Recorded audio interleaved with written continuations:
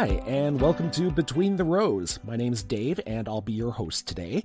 We're starting off with a look at an upcoming network reality TV show that's planning to help single people find suitable partners. Not at some tropical island resort or Hollywood studio backlot, but in the fields and pastures of British Columbia. Even though it is, we're casting for farmers in British Columbia, it really will be a series that will reflect Canadians from across the country. Also, we hear a lot about how certain farming practices can support carbon sequestration in the soil, but an Alberta organization is digging deep with farmers and ranchers to sort out just how much is being stored and just how much their practices are putting away. Yes, there's a lot of carbon down there. There's carbon that could be potentially lost, and there's also potential to sequester more at depth, which would make it more stable in the future and more of a climate solution. And Laura Rance, our VP Content for Glacier FarmMedia, is considering the effects of the war in Ukraine and the choices that farmers in the rest of the world have to soon make, including choices about what not to do. The path to increase production elsewhere to make up for what's being lost is fraught with complications. All that's coming up on Between the Rows, right after a few words from this week's sponsor.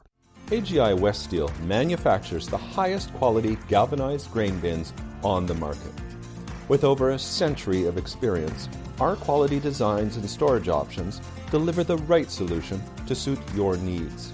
Visit aggrowth.com/weststeel for more information. That's aggrowth.com/weststeel. C'est le moment de vous inscrire pour trouver l'amour dans le cru. Moi, rendu à 25 ans, je cherche une compagne de vie. Avoir notre petit chez nous, puis vivre heureux, trouver la bonne. That's from the opening of L'amour est dans le pré, the reality TV show which helps connect single farmers in Quebec and Eastern Ontario with potential partners.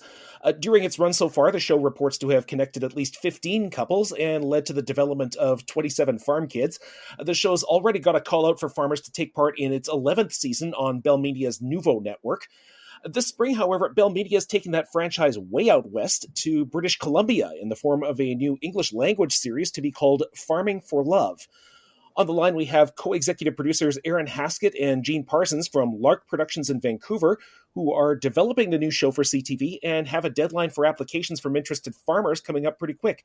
Erin, hi, and welcome to Between the Rows. Hi, Dave. Nice to meet you. Thanks for having us. Thanks for having us. Nice to be here. Great to have you here. Now, as with most of the concepts for the reality shows we all know, this one started in Britain years and years ago with a show called The Farmer Wants a Wife. A few years back, I had Martin Métivier from L'amour est dans le pré on this show, and I've got to admit, I did wonder at the time why nobody had picked up on that concept yet for the ROC, the rest of Canada market. What can you tell us about that? Well, I do know that a lot of people have been talking about this format in English Canada and many parts of the world for some time now, and I think it just is all about timing. I know Bell and CTV are really excited, as are the whole team at Lark, to be a part of the English Canada version, and even though it is we're casting for farmers in British Columbia, it really will be a series that will reflect Canadians from across the country. Mm-hmm. And of course, in the meantime, of course, there's also, the also complicating matters. There's been the pandemic in terms of socializing as we know it. But in your favor for a series like this, the data has also shown that it seems to have driven somewhat of a shift in where people in Canada want to live. Do you think that might be helpful at all? Yeah, absolutely. I think a lot of us are thinking about our urban lives here in the city and daydreaming about a simpler life out in the country. And this show definitely aims to celebrate that lifestyle. No farmers, no food. We're going to take place on some very beautiful, stunning BC landscapes. So yeah, absolutely. I definitely think that's a draw to the show. Mm-hmm. Now, your deadline for applications is coming up April 15th. What can you tell us about what you're looking for in potential applicants? For sure. So as Erin mentioned, this is going to be filmed in BC for the first go around. So we are looking for BC-based farmers. Now the daters at a later phase will come from across the country so that we get representation from, across Canada. But we are looking for BC farmers that really, I think, modernize the image of the farmer in the minds of Canadians. We'd love to show all different kinds of diversity, ages, backgrounds, genders, and really also unexpected kinds of farms as well. We're interested to, meet beekeepers, artisanal cheese producers, folks who work at wineries, flower farmers, and of course, intend and hope to have more traditional farmers as well, like cattle ranchers and wheat growers. But we're really looking to celebrate all different kinds of diversity that BC has to offer in the agricultural community. Now, will you be going up to the Peace region, way up north as well, or are you mostly sticking kind of to the southern BC in the interior? We're looking all across BC right now. Okay. Now, once you've got your applicants together, though, I mean, you've still got to put together a good TV show. So what do you think in general terms you'll be looking for in your final 5? I think something that's really important with this series is authenticity.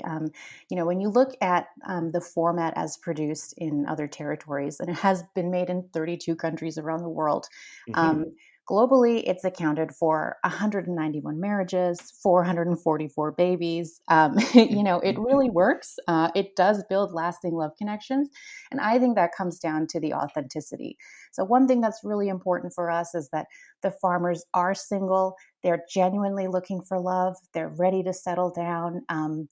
Someone who is at the right place and time in their life, that they want to get married. They want to find their forever person. Mm-hmm. Now, the search for potential partners for your chosen 5 farmers, does that only begins, I'm assuming, once you've picked your 5? That's correct. Yes, that's correct. We will be first casting our farmers, getting to know them, what they're looking for, and then we'll begin the dater casting process to find the right candidates for them. And actually, the farmers will be involved in choosing which daters end up on their farms. Okay, and again, now do the people who the candidates for after the farmers are chosen, your candidates after that, would they strictly be coming from urban settings or just anywhere, and pretty much anywhere in Canada at all? We'll be looking right across Canada. I think it would be very interesting to have some urban singles for sure to see how they handle the farming lifestyle, but it's not a strict consideration. Mm-hmm. So now, I suspect I know some of the reason for this. Apart from the obvious, I mean, you're based there, but why British Columbia specifically? I could speak to that. I mean, I think one of the things, obviously, yes, of course, we're based here, but I think what we really love is that we can celebrate BC. We can film against the backdrop of stunning BC landscapes from the Okanagan to the coastline to the Rocky Mountain valleys. I really think all across Canada or parts of the world maybe don't know our landscape in the way that I think this show will be able to celebrate and show us. Ideally, the series will be able to, if we have the same success that the French Canadian series has had, we'll be able to travel a little bit more across the country. But we thought starting out west is a great way to show such a picturesque version of farming for love. Mm-hmm. And in the future, I was assuming the show the English language franchise continues. Are you looking at sort of maybe expanding this to other parts of the country as well, or? I think we're all hoping for a successful season 1, and the goal would be to be able to ideally explore more communities and regions from across the country as the show progresses. Now, from what I've seen of L'amour est dans le pré, it seems to be like a pretty common level-headed approach to farming in the farm setting. Obviously, though, there's going to be some sort of inherent tension. In many ways, that's sort of a key point of a show like this, I guess. There's the implied premise that because a farmer is looking for a partner, it's not geographically or demographically easy for farmers to find love, and that the business and the work of farming itself isn't particularly romantic. I mean, that's not just implied. That's undeniably true for many. But on the other hand, there is that sort of romanticized or nostalgic notion of farming, and obviously, as we've discovered since the pandemic, perhaps even more so now, there's a real and tangible desirability for certain aspects of rural living. So there has to be some sort of tension, I'm assuming, between the two, in order to make this work. Yeah, I think that the series really does, on the one hand, as you're saying, showcase the beauty of this rural lifestyle. We're going to be able to go to, as Erin mentioned, so many stunning places across BC and really showcase what those landscapes and those communities have to offer. But of course, on the other hand, farming is really hard work. And so it will be very interesting to see how the daters stack up when it comes to the day-to-day farm chores that they're going to have to participate in. Mm-hmm. In my own case, I'm in journalism, for a living, so, one would think I'd be, all about, sort of the straight up documentary realism, yep, let's go straight to the manure pile. But, speaking for myself personally, though, I know anytime I've been to BC wine country, my first impulse is to take pictures of how freaking gorgeous it is. How do you square that for a show like this? I know I'd find it tough to do. Do you two personally, sort of see yourselves, teetering more toward one end of that whole spectrum or the other, sort of, cinema verite, or sort of the just sort of faced with kind of this stunning geography that you've got in front of you?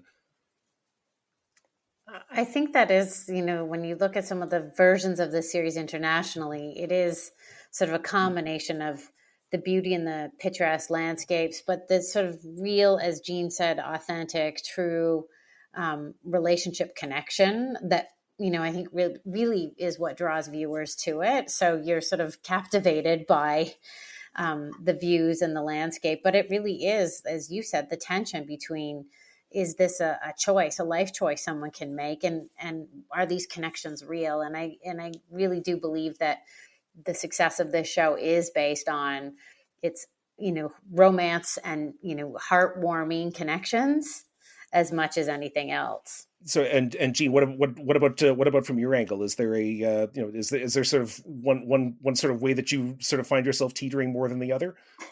No, I think Erin summed it up well. I think that the root of this show really is its authenticity, and it does provide a real immersive documentary look into farm life and the realities of day-to-day life on all different kinds of farms. And so we're certainly not going to shy away from showcasing that. But part of that truth is also the beauty of the lifestyle. Well, in any case, you've both got a tough job ahead of you, and I'm really looking forward to seeing the result. One last thing though, if this all goes according to plan, when's the show expected to actually be on the air? That's a date we'll have to get back to you on. I think so much of this depends on, we're at the very beginning stages of casting, and once we cast, it really is about delivering a show that I know CTV, has really high hopes for the series, and they'll have a plan for that to come in the year ahead. Mm-hmm. And is there anything that at this point, now that you've had a few applications coming in, that you'd like people to know if they're thinking about applying with about maybe a week or so to go by the time this podcast goes to air? I would just really encourage people to get out there and to apply. As you mentioned, there's only about a couple weeks left for applications, and we are excited to meet farmers from across the province and get to know their stories. So I would just encourage people to get their applications in. And yeah, as I said, the core thing is to be truly looking for an authentic love connection, and be ready for that at this point in their life. That's really key. Mm-hmm.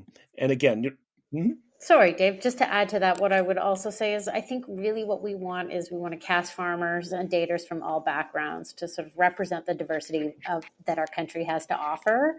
And so we really would encourage everyone and all versions of farmers to come to us and explore this opportunity. Mm-hmm. That was the one interesting thing I found when I was looking at the opener for season 10 of L'amour est dans le pré. It was, they have there was a 26-year-old woman, a 53-year-old man actually from Eastern Ontario. There was two 20-something gentlemen and a 31-year-old, and one of those I believe was looking for a same-sex partner as well. So again, it's sort of seems to be a kind of a very different mix sort of across the board. Absolutely. And that's what excites us about it too. Well, we'll look forward to seeing the final results, certainly. Thank you so much to both of you for your time today. Thank you. It's nice to be here. Thanks for having us. Thanks so much for having us. Erin Haskett and Jean Parsons are with Lark Productions and the executive producers of the CTV series Farming for Love, Now Seeking Farmers. If you're looking to apply, check out more.ctv.ca/ctv/farming-for-love-casting.html. You're listening to Between the Rows. I'm your host this week, Dave Bedard.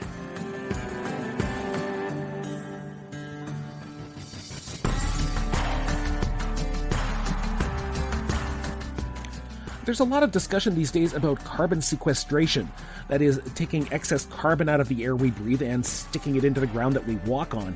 Now, for farmers and ranchers, of course, carbon is also the main driver of soil fertility. So knowing just how much is down there and what's really needed to improve that soil carbon profile, now that'd be valuable information to say the very least.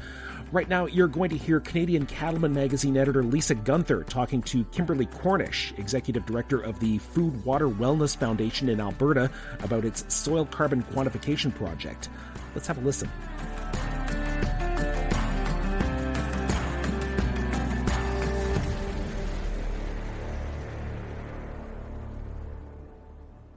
And just tell us about yourself, Kimberly. I'm executive director of Food Water Wellness Foundation. We're a not-for-profit based in Alberta, working on soil carbon quantification and like the scaling of regenerative agricultural practices and environmentally sustainable and agricultural practices. And so tell us a little bit about the pilot project you've been working on in Alberta.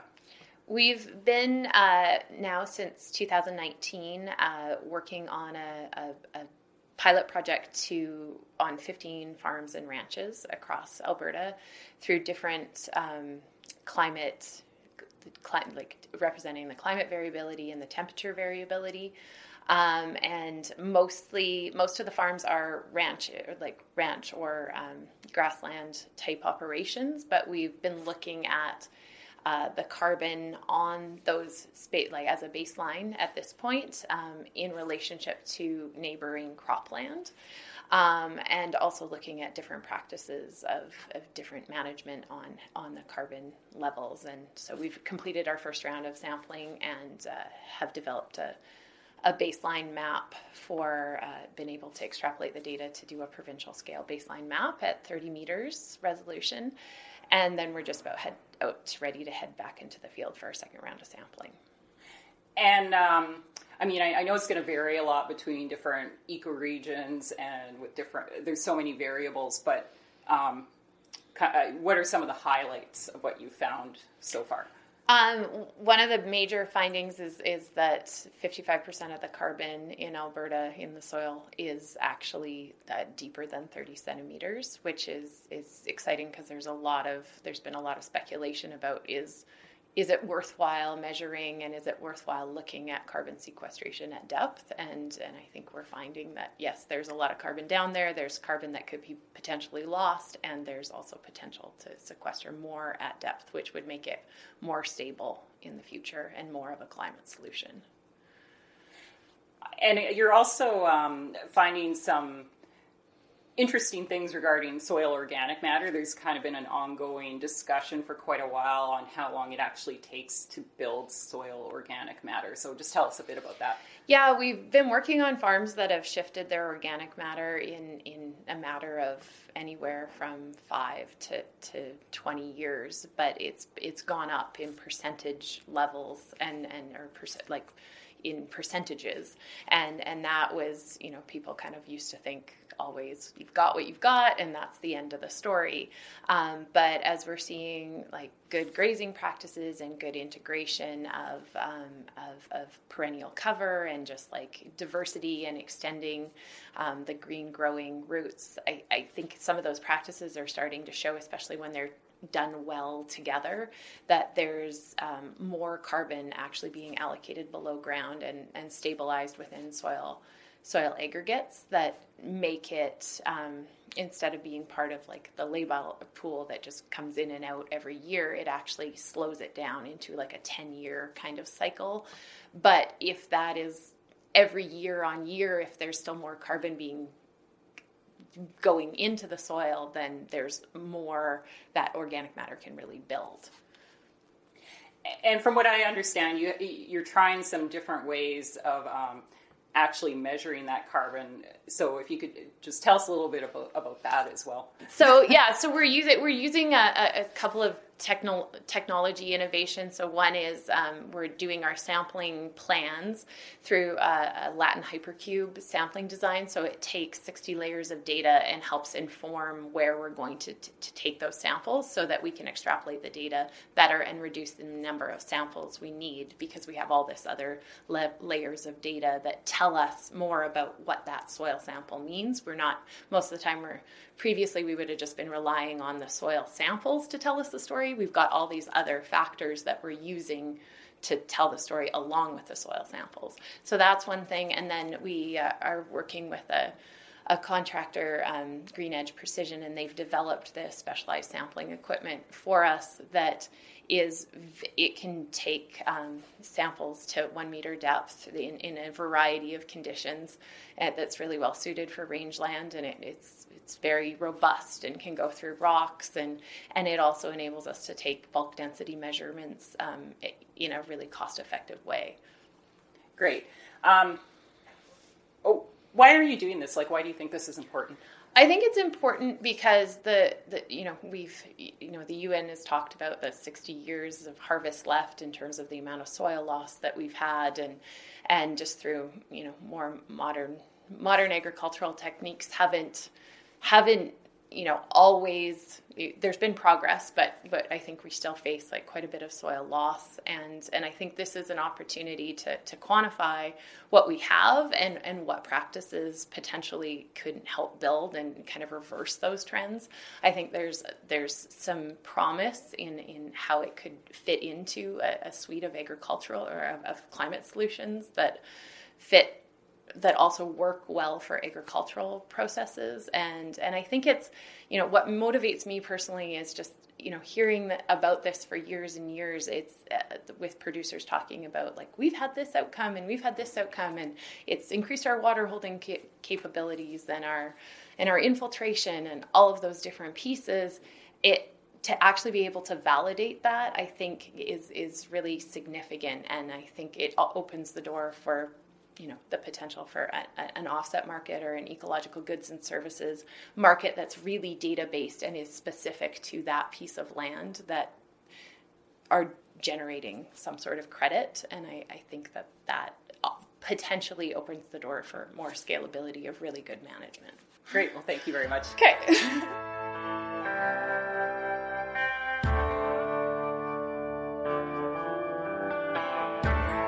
You've been listening to Lisa Guenther of Canadian Cattleman Magazine, speaking with Kimberly Cornish of the Food Water Wellness Foundation.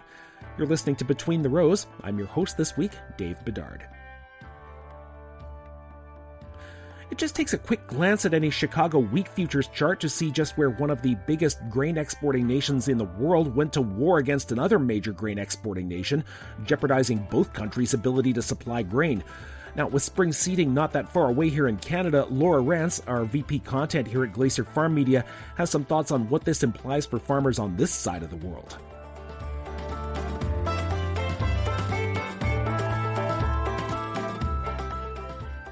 Food security experts have issued a dire warning about the deteriorating state of global food security with Ukraine under siege.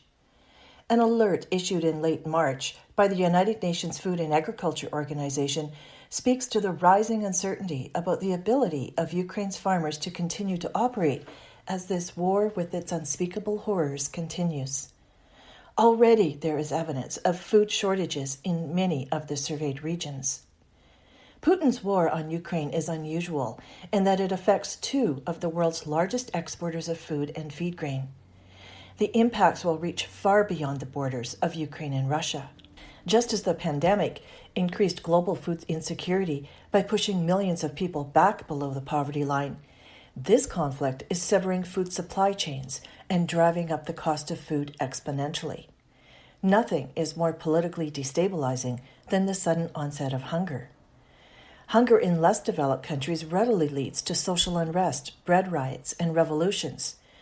The Canadian Agricultural Policy Institute worries that the Ukrainian invasion could spark further secondary conflicts in the Middle East, North Africa, and elsewhere.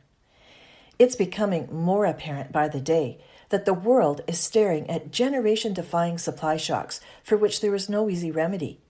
The path to increase production elsewhere to make up for what's being lost is fraught with complications.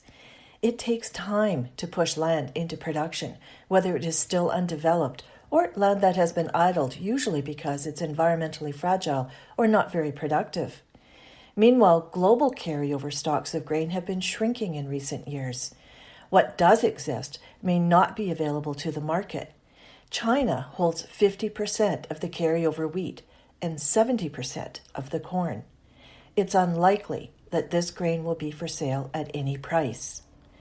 This new era will affect all of us to varying degrees, ranging from those of us inconvenienced by higher food prices to those who will simply go without. As consumers, we need to remember that the food we throw out also wastes all of the resources that have gone into growing it, transporting it, processing it, and packaging it. Instead of putting it into the garbage, throw it into a soup pot or a casserole instead. Farmers, meanwhile, have some bigger choices to make, mainly about what not to do. The attention on global supply shortages is focused on cereals used for food and feed. Early estimates aren't pointing to a dramatic shift in seeding intentions, nor should they. Farmers' decisions around what to grow should be driven by rotational issues, the availability of production inputs, market signals, and what's best for their land. Of course it is in their best interests, as well as the environments, to continue refining their production decisions around efficiency and the sustainable use of resources. However, it would be a mistake to buy into the mythology that our farmers need to pull out all the stops, rip out every last tree row, and push fragile land into production to feed the world. That rhetoric places all the burden on productivity when, as the current situation exposes, it's much more complicated than that. Rather than looking for ways to grow our way out of this mess, the international community needs to stay focused on restoring peace. I'm Laura Rance, Vice President of Content for Glacier FarmMedia.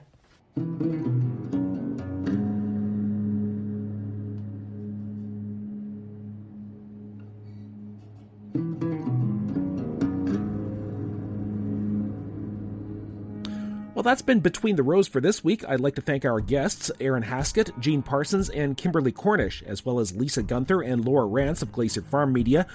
We'll be back in a week with more from the GFM family of publications. I've been your host this week, Dave Bedard. Thanks for listening.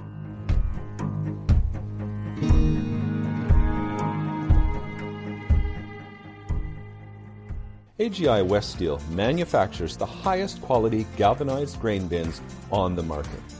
With over a century of experience, our quality designs and storage options deliver the right solution to suit your needs. Visit aggrowth.com/weststeel for more information. That's aggrowth.com/weststeel.